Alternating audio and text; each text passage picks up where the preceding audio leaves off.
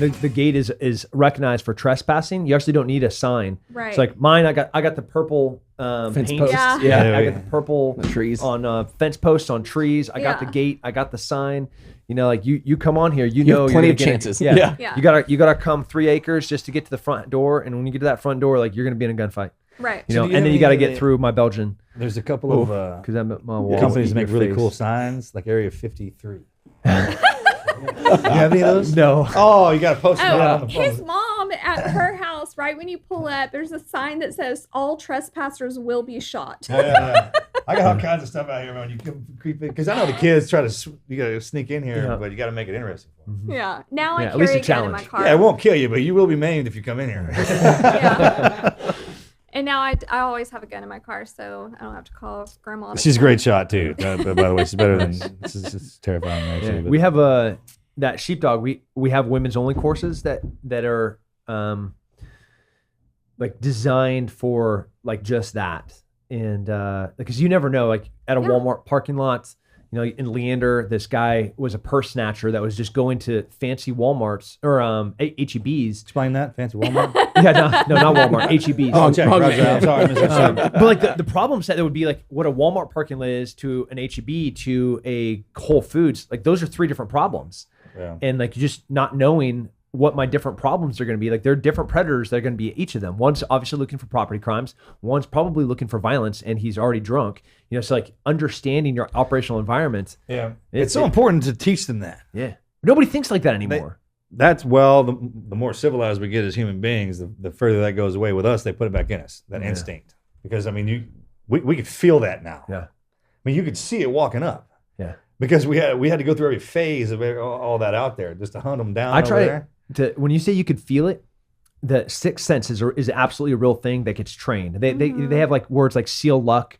You know, they have we have this expression that there are no fair weather Green Berets because they already all died. Oh my gosh. But we literally learn how like this instinct that we start to believe in it. And I tell a story during selection where we have this stall course. It's just, we call it a long walk, where you're walking like maybe 30, 40 miles on this land navigation course that's not self-correcting. And I hit a couple points, and I pull my compass out. I get my azimuth for what I think is my 3rd point, and the wind is just like dead into my face, I've been walking for maybe a mile or 2, and I start smelling woman. Clear. I mean, like I hadn't smelled a woman in 6 months.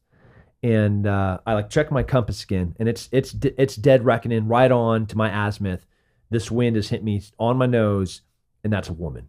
I put my compass away and I ran flat out.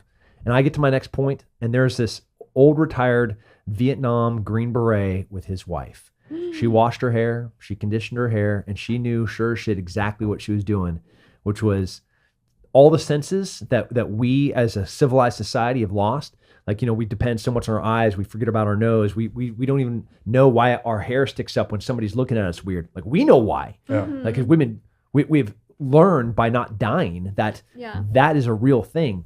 But like those senses in the civilized society, they're there. They can get woken up, and they need to wake up. Yeah. Oh, you mask them with the stuff you put in your body. Yeah. And everything you put, your eyes eat first, right? Yeah. Buddy man says that all the time. And that's true. But when you, there's so much you can pick up. So much that you miss. Yeah, and so much. So you've got sheepdog. Mm-hmm. What else are you doing? Apogee Strong Young Men Mentorship Program. Like young men are broken right now. You look at these active shooters, it's the same thing over and over and over again. And these young men are missing purpose. They've been emasculated. Society's telling them that, like they can't be rough, they can't go fight, they can't. And there's nothing more dangerous than a broken man. Where masculinity is a beautiful thing, and there's not a form of toxic masculinity. There's just good masculinity, and then there's brokenness. Right. And we have a generation of broken young men that are on drugs, that are depressed, that are playing video games, that are being, watching every single movie where they're executing people faces, and like none of it's right. And even worse is they're not out there learning how to have their hands feel like this. Yeah. To like lay down at the end of the day and be tired. That's the thing. Where your hands feel like they don't fit. You work so hard, Yeah. So how do you, or is that like an online mentorship or? So it's an online mentorship, but it is, again, the Socratic approach. We are just guiding them. So they have to have a workout journal. They have to have a diet journal. I give your books on it. They get a reading list that has, from Jocko to Chris Kyle to Marcus Aurelius. And then they have to give reports. They have interviews where we tie in a bunch of, Bedros Killian and like brilliant entrepreneurs and military professionals. They have to interview them. Then they have to do ARs after those interviews. How do you change? Like we'll just like, how do you change the oil in a car? How many of you guys in this? We break them up into teams. These like almost ODAs. Like, who doesn't know? 4 kids raise their hands. Yeah. Cool. You guys, you other 8 that know how, go and teach them how to do it. Marcus did that. He does that when Hunter was in high school and college. He would bring all of his friends, and Marcus would teach one of them how to use the chainsaw or how to use the tractor or whatever it was. I watched one of my daughter's friends not know how to pump gas. Oh my gosh.